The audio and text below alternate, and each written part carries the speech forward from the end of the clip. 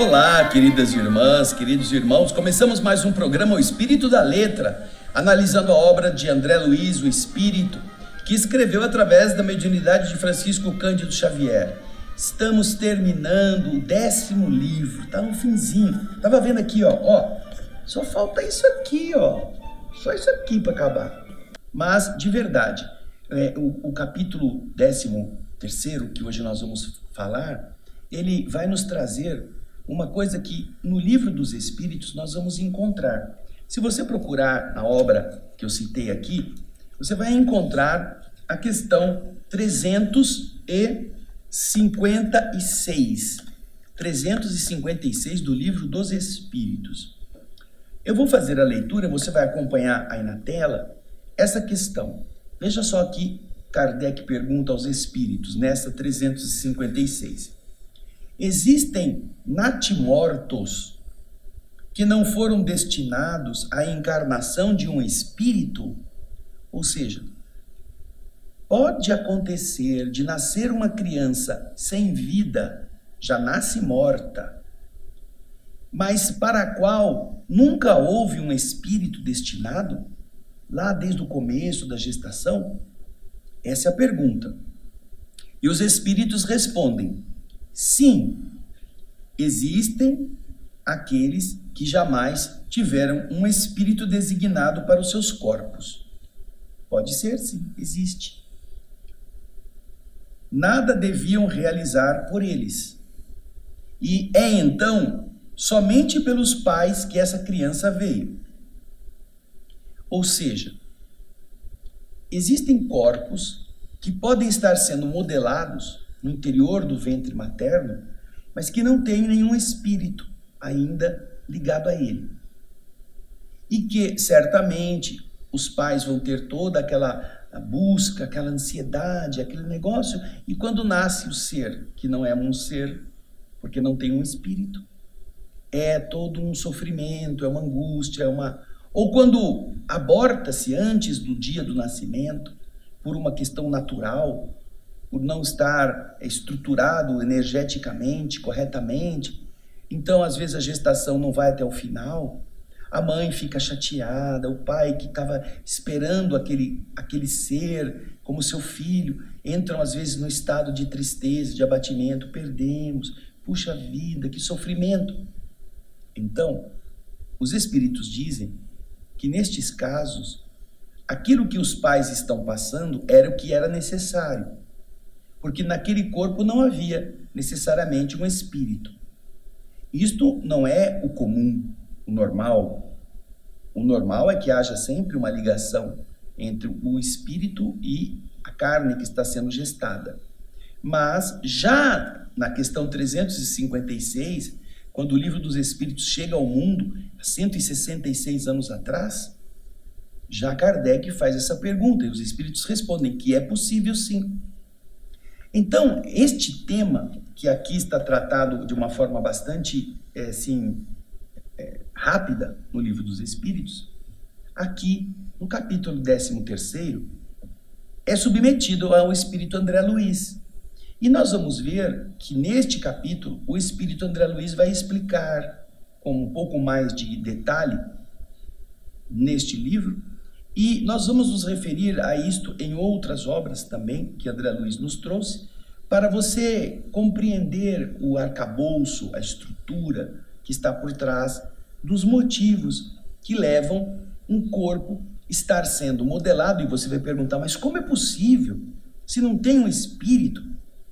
De onde que vem essa estrutura? Vamos ver então. Vamos acompanhar na tela a pergunta no capítulo 13º do livro Evolução em Dois Mundos, cujo título é Gestação Frustrada.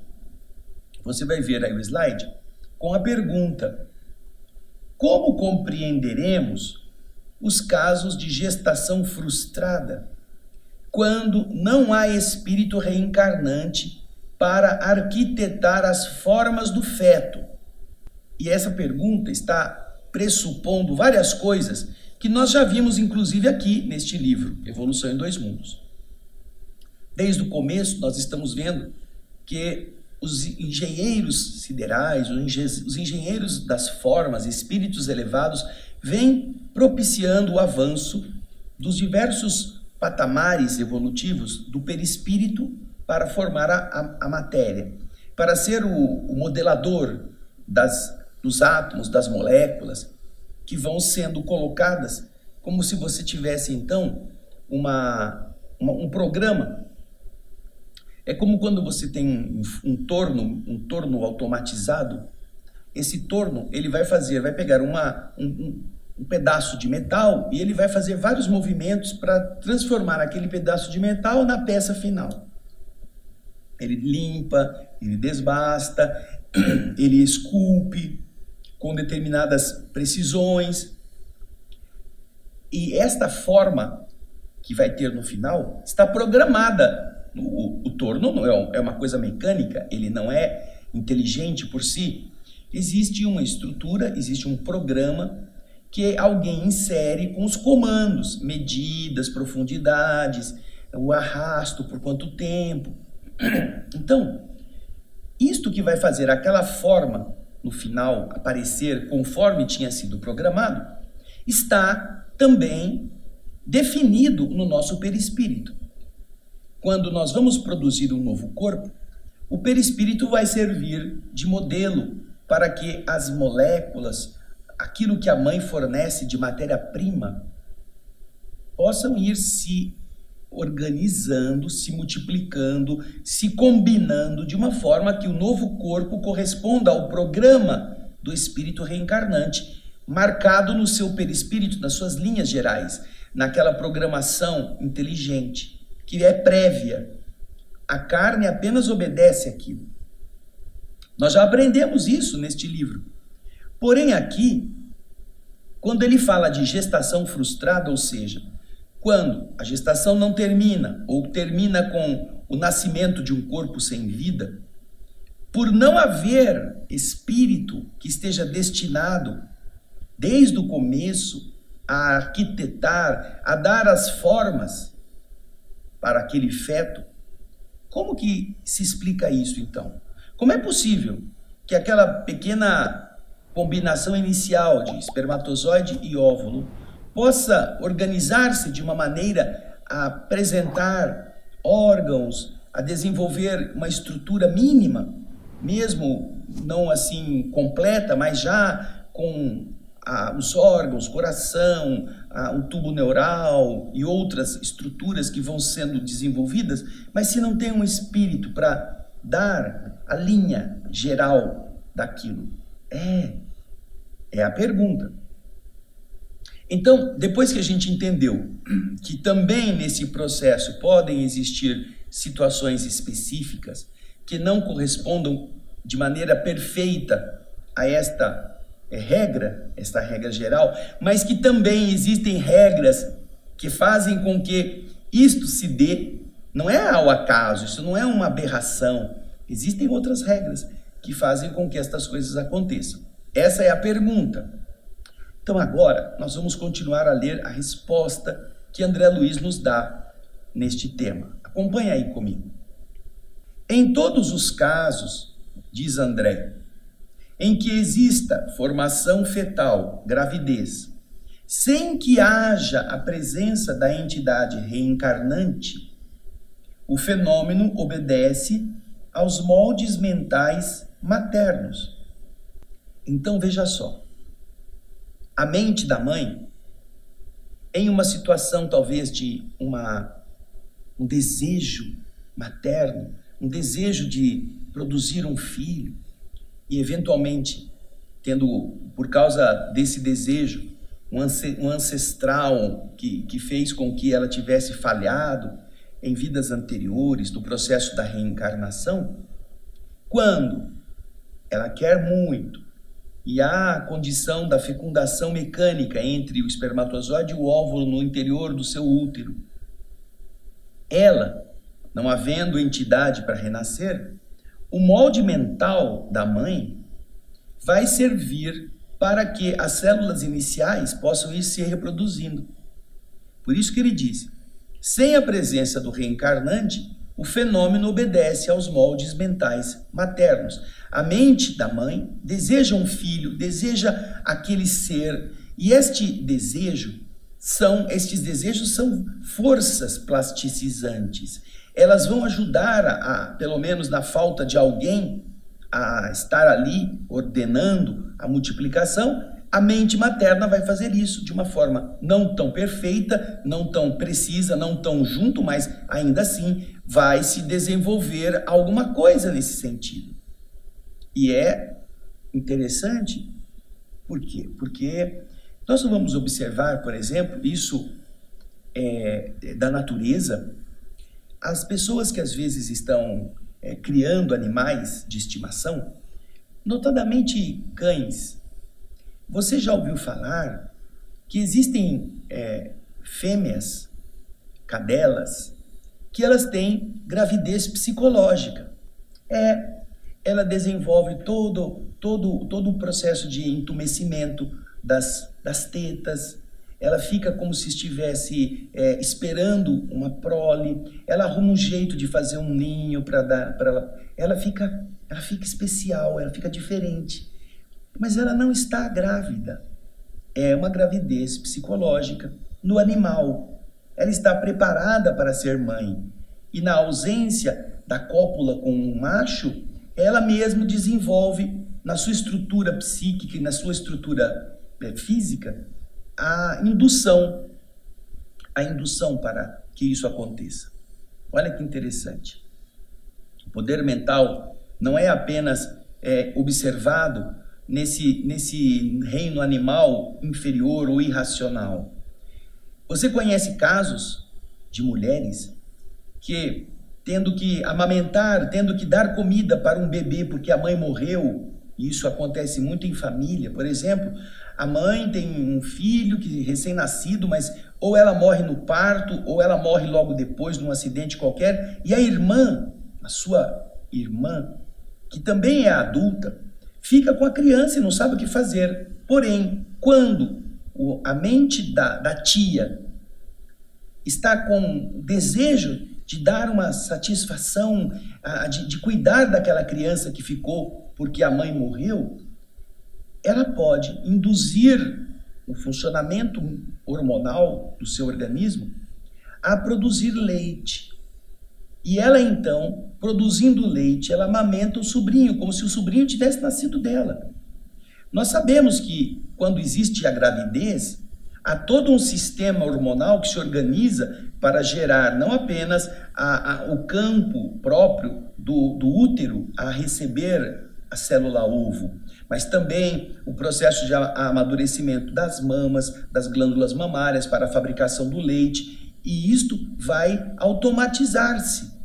Tanto é que as mulheres, quando estão já como mães amamentando seus filhos, mesmo que a criança não mame, em determinado horário que está acostumado a dar de mamar, ela começa a vazar. O leite começa a sair naturalmente, sem ela pensar, porque, vamos supor, a cada 3 horas ela dá a mamar. Aí um belo dia o filho não está, ou a criança já não está dormindo, não vai mamar, não está chorando de fome, e ainda assim o leite começa a sair. Ela tem que usar um protetor, porque se ela estiver na rua, ela começa a molhar a roupa, espontaneamente.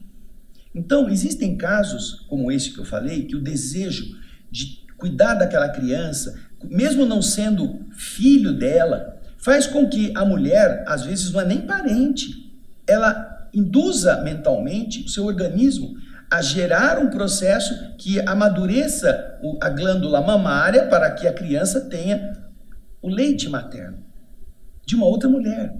Olha que interessante isso, que coisa bonita, do ponto de vista do que André Luiz nos está explicando, que a mente da mulher que quer ser mãe e que por algum motivo ainda não pode, porque alguma coisa no passado ela fez que não era o adequado, ela pode plasmar aquele campo de modulação celular, vibratoriamente falando, para que as células físicas que estão sendo ali colocadas no processo da multiplicação celular da célula ovo implantada lá no seu útero, possa ganhar uma ampliação, possa ir se desenvolvendo, possa crescer pelos moldes que ela, mãe, está oferecendo. E ela não faz isso conscientemente, porque certamente para ela tem um espírito que está cuidando de fazer o processo da encarnação acontecer.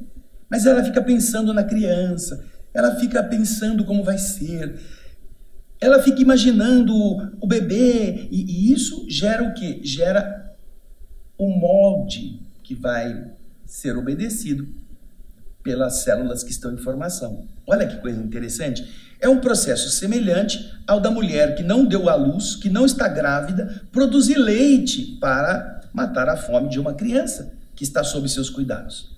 Mas André Luiz continua agora a explicar por que isso acontece. Qual é a causa desse processo de formar um corpo sem ter um espírito destinado a ele? Vamos acompanhar aí na sequência o slide, que você vai ver de novo.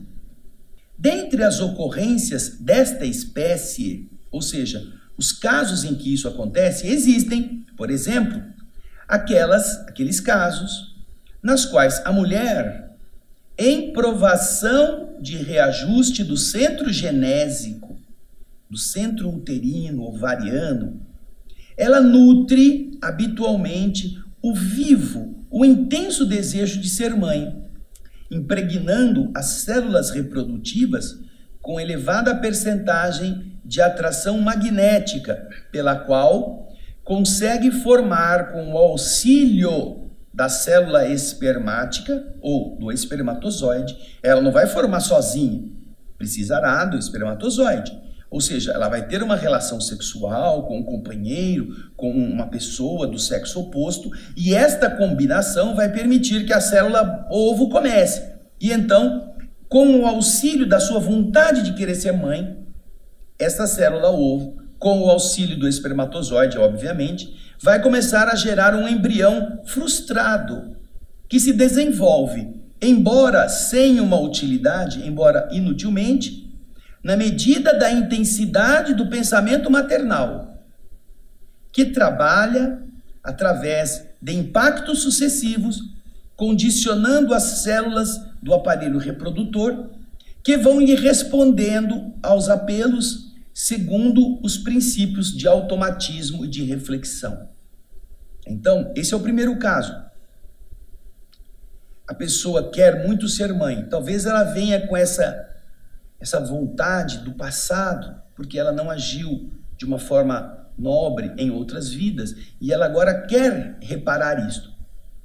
Só que, eventualmente, numa situação de dificuldade, pode acontecer de, desejando ser mãe, desejando engravidar, com o compartilhamento desse desejo com a outra companhia, o seu companheiro, ela tem o desenvolvimento mecânico daquele que é o processo natural da multiplicação celular, com a união do espermatozoide e do óvulo. Porém, não tem um espírito. Ela não sabe. Então ela fica pensando, fica passando a mão na barriga, ai meu filhinho, ai que bom, eu vou ser mãe, vou cuidar de você. E ela então, isso é um processo que vem num automatismo desde a mônada, nós estamos estudando isso neste livro, a mente está acostumada a ter um poder de modelagem, então esse automatismo e o reflexo, aquilo que ela quer dentro da estrutura do seu útero, pode fazer com que este embrião que vá se desenvolvendo pareça ser um embrião de um espírito que está ali, mas não tem ninguém. Então, esse impacto mental da mãe vai produzir isso, pode produzir isso. Agora, neste primeiro caso, ela está precisando passar por isso, como ele disse aqui, uma aprovação de reajuste do centro genésico. Ela já pode ter vivido em outras vidas experiências que não foram responsáveis dentro daquilo que signifique o dever maternal. E quando ela vai para o outro lado, ela percebe que ela estava, assim, devendo isto. Ela precisava se reorganizar, ela não podia ter uma vida leviana, ela não podia ter desgastado o seu centro genésico. Então, ela precisa reajustar este centro. Ela quer, então, agora ser mãe. Porém, ainda tem o problema do que ela desajustou. O centro não está adequadamente em harmonia. Por isso, ele não terá estrutura para fazer com que ali possa nidar, possa aninhar-se um espírito vestindo aquele corpo. Agora, na sequência, ele diz que se de um lado temos isto, em contrário, há, por exemplo, os casos em que a mulher, por recusa deliberada à gravidez, de que já se acha possuída, expulsa a entidade reencarnante nas primeiras semanas de gestação, desarticulando os processos celulares da constituição fetal e adquirindo, por semelhante atitude, constrangedora dívida diante do destino. Então você percebe que André Luiz explica a situação de nascer um ser sem vida, ou num aborto espontâneo, ou num nascimento de natimorto, causado por essas duas circunstâncias. A primeira é a de não haver, desde o início, uma gravidez para a qual foi destinado um espírito, em decorrência das atitudes de outra vida.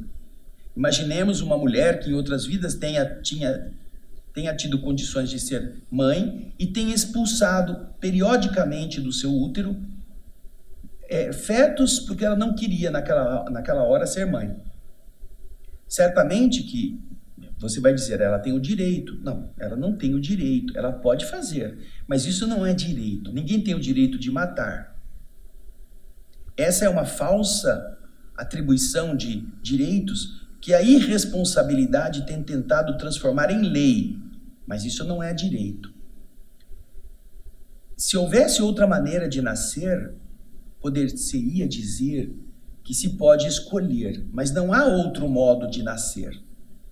Quem não tem outra forma de nascer não pode dizer que tem direito de impedir, não tem o direito de impedir, tem o direito de não querer, não faça, evite, não se exponha, mas não tem o direito de matar.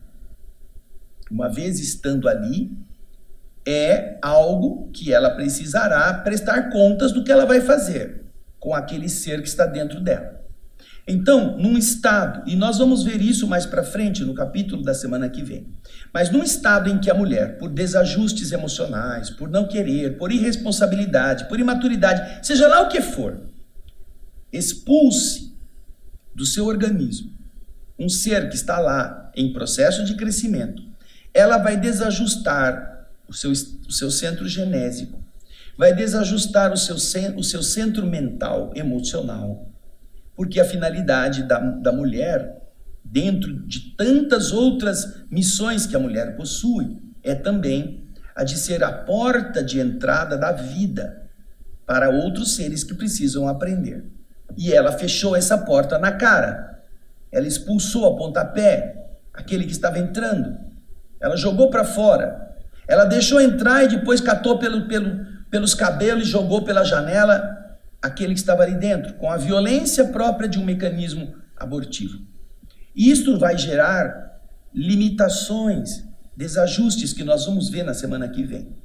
E quando ela vai voltar à vida, num novo corpo no futuro, ela certamente vai sentir o peso de ter feito isto, porque ela vai ter que analisar todos os seus atos. E ela perceberá que ela precisa muito recuperar-se através de candidatar-se à maternidade. Só que como ela tem o centro genésico sem tônus, sem o devido campo energético harmônico, ela muitas vezes não consegue. Ou até mesmo, a lei do universo vai fazer que ela tenha essa vontade, não estará destinando nenhum espírito para reencarnar entre os dois, marido e mulher, ou companheiro e companheira, para que ela sinta agora como é importante ela querer mas como é sofrido não conseguir. Antes ela podia e jogou fora. Agora ela quer intensamente e não pode. Então, esse é o primeiro caso. Agora, tem o segundo caso, que é muito interessante também. O segundo caso começa legal, começa bem. Que é justamente o da mulher que engravida e que tem um espírito logo no começo. Porém, ela está mentalmente tão perturbada ou tão egoisticamente dominada que ela não quer aquela encarnação, ela não quer aquela gravidez. Então, de tanto atacar, de tanto se opor, de tanto querer que aquilo acabe, mesmo que ela não tome remédio. Há, por exemplo, os casos em que a mulher, por recusa deliberada à gravidez, deliberada, ela decidiu não querer, porém ela já está grávida. Ou porque ela brigou com o cara, ou porque o cara saiu com outra, ou porque ela se sentiu frustrada, enganada, e ela não quer aquela gravidez porque ela não quer se lembrar do pai daquela criança, ou porque ela tem raiva daquilo, ou porque ela saiu numa aventura, ela foi viver a vida com emoções, e agora tem o fruto de uma... Ela não sabe nem quem é o pai, ela transou com um monte de gente, e agora ela está grávida. Porém, ela não quer aquilo. Então, há casos em que, por recusa deliberada à gravidez de que ela já se acha possuída, a mãe expulsa mentalmente a entidade reencarnante nas primeiras semanas de gestação. Não estamos falando que ela foi lá, tomou remédio, que ela produziu o aborto físico. Não. Continua a célula se desenvolvendo no seu íntimo. Porém, o campo mental é tão áspero para o espírito que vai reencarnar, a oposição da mulher, da mente daquela que seria a mãe, que a acolheria por amor, que teria vontade de acalentar no seu colo aquele ser, não quer isso. Então é como se você tivesse que entrar, a entidade reencarnante, entrar numa caatinga espinhosa, cheia de cactos, cheia de lanças pontudas, e você está ali precisando de carinho e não de agressão. Então, muitas vezes, a mãe que não quer a gravidez expulsa mentalmente a entidade reencarnante nessas primeiras semanas de gestação. E quando o ser é expulso, é afastado, desarticula-se aqueles processos celulares que estavam constituindo a multiplicação das células do feto. E ela, a mãe, adquire, por semelhante atitude, constrangedora dívida perante o destino. Ou seja, ela pode não ter tomado remédio, ela pode não ter produzido mecanicamente o aborto, ela pode não ter se colocado diante do mundo como alguém que foi em uma clínica, ou que pagou para alguém um remédio, ou que fez um chá, ou que ficou pulando corda, andando de bicicleta só para abortar. Ela não fez nada disso. Porém, dentro dela, na mente, o campo mental rechaça a entidade. E ao fazer isto, o espírito, que está muito tenuemente ainda, apesar de já estar ligado desde a fecundação ao campo fetal do embrião, ao campo lá da gestação, ela não consegue muitas vezes suportar e ela se afasta, ou a mãe rompe. E isto vai produzir o quê? A desagregação, porque a mãe já não quer ser mãe. Mesmo que se fala, mas e se o molde da mãe? Não, a mãe não quer nada de gravidez, ela não quer aquilo. Ela não vai por si só modelar um feto que ela não deseja. Então a entidade se afasta e aquilo que estava em formação perde sentido. Não consegue se manter por muito tempo e acontece o aborto espontâneo na visão da humanidade, na visão das pessoas. Ai, coitadinha, estava na 3ª semana, perdeu o bebê. Existem casos em que isso é normal, em que isso acontece. Não porque a mãe se revoltou com a gravidez. Não. Tem mulheres que querem muito ser mães, mas há um problema biológico, um problema do próprio... dos problemas que acontecem no caminho, né? Em que a mulher perde a criança. Então é normal o aborto espontâneo. Porém, nesse caso específico, o aborto vai acontecer, mas não será espontâneo. A lei do universo considera esse tipo de aborto, quando a mãe se recusa deliberadamente a aceitar aquilo, como um aborto, um crime contra um outro ser. É uma dívida ante o destino. Agora, preste atenção numa coisa. Naturalmente, no primeiro momento, quando a mulher não está preparada, ou por causa da surpresa, ou porque ela não tem recursos, pode ser que no primeiro momento, quando ela descobre que ela está grávida, ela fique impactada, ela fique, ai, meu Deus, o que vai ser de mim agora? Eu não posso ter esse filho, eu não tenho dinheiro, eu não tenho onde morar, meus parentes não vão me ajudar. Ela pode, no primeiro momento, ter uma atitude amedrontada. Isso é normal. Ninguém está falando que é isso que vai produzir o aborto do ser. Os espíritos que estão cuidando do processo reencarnatório certamente vão entender isto e vão trabalhar mentalmente com ela, vão tirá-la do corpo na hora do sono e conversar com ela, vão explicar por que aquilo é importante para ela, para o futuro. Vão fazê-la ver que no futuro, quando ela estiver sozinha, quando ela não tiver ninguém, aquele ser que ela criou com carinho vai ser o que vai cuidar dela. E vai haver então uma associação amorosa. Tudo isso para que, com o passar do tempo, a pessoa vá assumindo, e ela começa a gostar, ela começa a sentir o corpo mudar, ela começa a sentir alguma coisa dentro dela, e ela entra na poesia divina, que é da maternidade, do sentido nobre, do amor a um outro ser. E ela passa essa fase.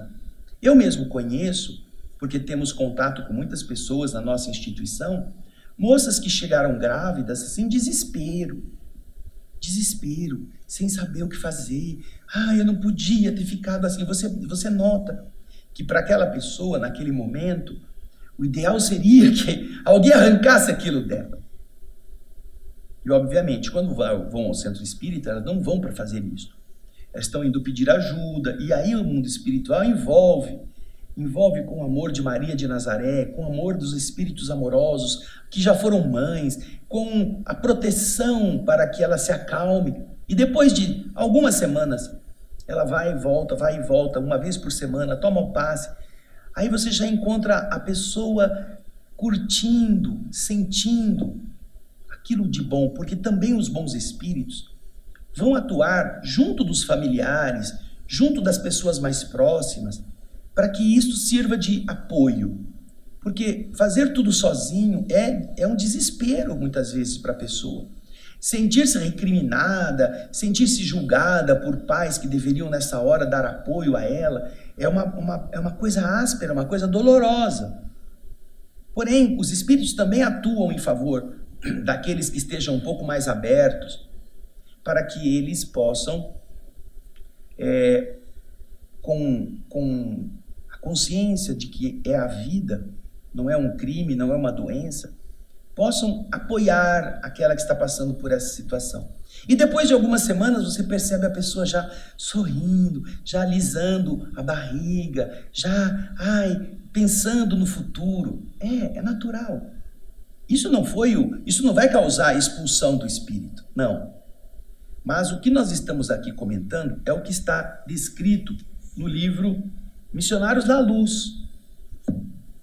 O livro Missionários da Luz, que nós já lemos aqui também, tem o capítulo 15º, cujo título vocês vão ver aqui, Fracasso.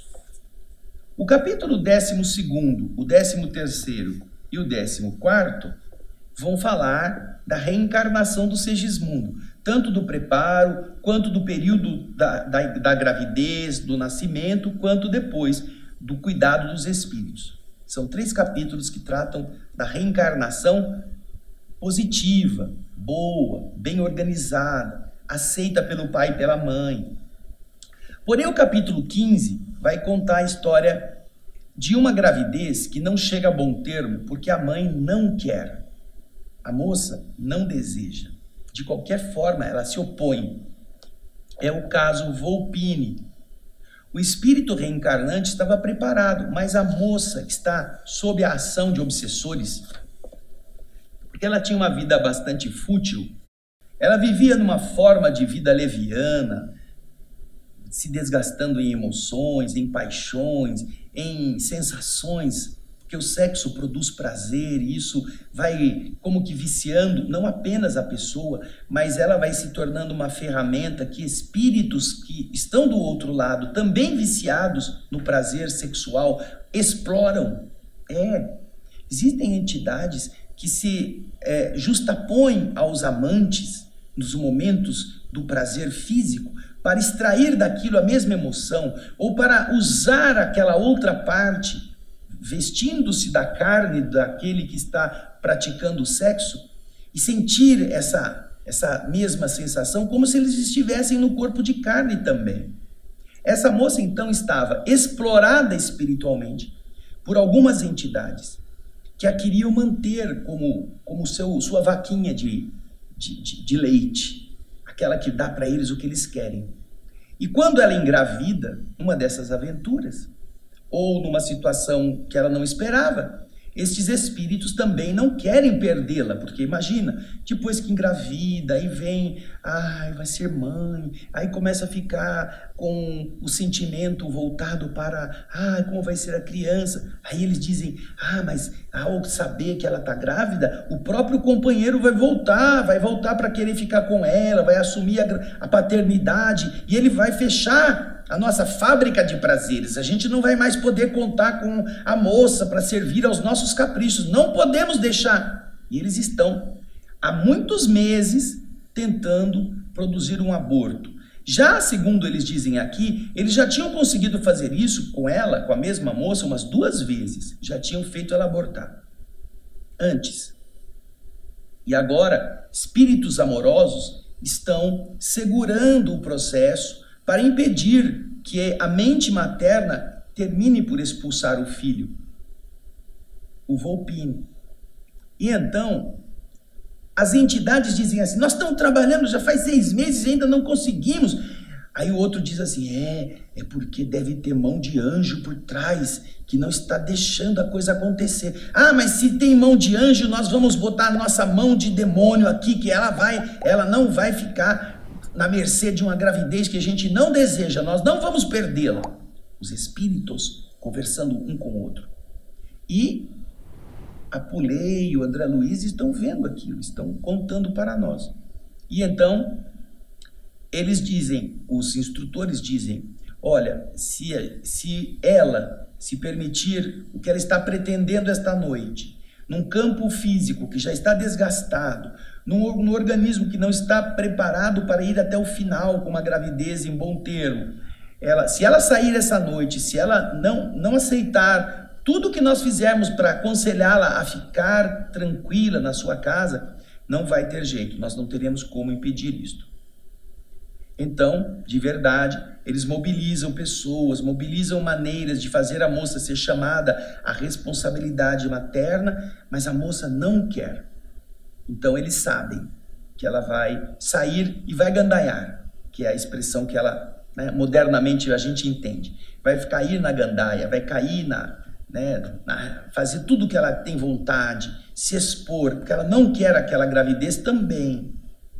Ela não opõe o seu pensamento às intuições das entidades que querem que ela aborte. Ela aceita isso, porque ela está acostumada, ela já viciou o centro mental do prazer. Daí, então, o que acontece? Aí chegam os instrutores mais elevados e dizem assim, olha, vocês podem voltar para a nossa colônia, vocês fizeram tudo o que puderam, porém, nós vamos nos incumbir de retirar o nosso Volpini, levá-lo para a nossa instituição, a fim de deixá-lo num ambiente preservado, porque a nossa irmã vai precisar de ajuda, já que também ela vai passar por situações que talvez ajudem a amadurecer. Então, eles dispensam os que estavam tentando salvar a encarnação, e André Luiz fica sabendo que naquela noite, depois que ela estava em todo o processo de abuso, ela tem aquelas dores de parto prematuras e nasce uma criança morta. porque eles haviam desligado o espírito do Volpini. Mas ela entra num estado de enfraquecimento orgânico, que ela tem que ficar internada no hospital e ela vai sofrer o impacto dessa frustração na gravidez, para que ela também aprenda, quem sabe, fique, mas ela não vai morrer não, mas ela vai sofrer os efeitos e vai ter que aprender na dor a amadurecer aquilo que ainda é possível se corrigir numa encarnação. Leia o capítulo 15º, O Fracasso, no livro Missionários da Luz, e você vai entender tudo aquilo que nós estamos explicando, o André Luiz está explicando de novo aqui no livro Evolução em Dois Mundos, tá bem? Eu acho que é muito interessante. Agora, na semana que vem, a coisa vai ser mais específica. O capítulo 14º vai justamente falar do aborto criminoso. Não é desse aborto mental, assim, desse aborto, eu não quero isso, que também não deixa de ser um ato criminoso. Mas ele vai falar das consequências deste procedimento deliberado de tirar a vida, que está em formação. Então, é um capítulo mais longo, capítulo 14, com mais termos técnicos, explicando os efeitos biológicos daquele ato, mas a gente vai esmiuçar e vai te explicar com facilidade para você entender o grau de resposta negativa que nasce no perispírito da pessoa que pratica. E não é só a mulher não, hein? Não. O aborto criminoso, ele abarca todos os que participaram por omissão ou por ação nessa atitude. O amigo que estimulou, o parente que forçou, o médico que fez, a enfermeira ou abortadeira que deu a sua ajuda, todos eles estão também incursos nas responsabilidades. Mas isso a gente vai ver semana que vem, tá bom? Obrigado pela sua audiência, pelo seu carinho, espero que você possa continuar conosco até o fim dessa jornada que já está acabando, para desfrutarmos daquilo que o mundo espiritual se esforçou para que a gente aprendesse. Obrigado pelos comentários, por suas notas de elogio, por aquilo que você pode espalhar para os seus amigos, compartilhando o nosso programa O Espírito da Letra, e eu espero você na próxima semana com o capítulo 14. Até lá, muita paz.